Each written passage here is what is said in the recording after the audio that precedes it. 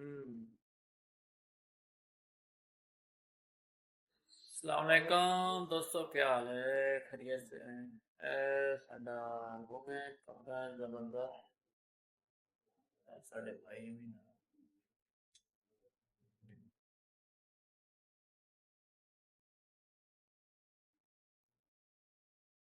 ये साडा निक्का जिहा रूम है, छोटा जिहा कमरा, गार्ड रूम।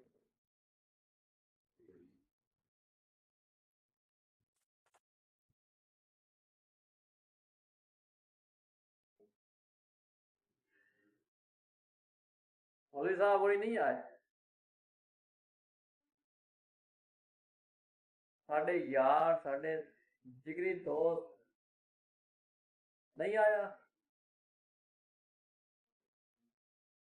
चलो आज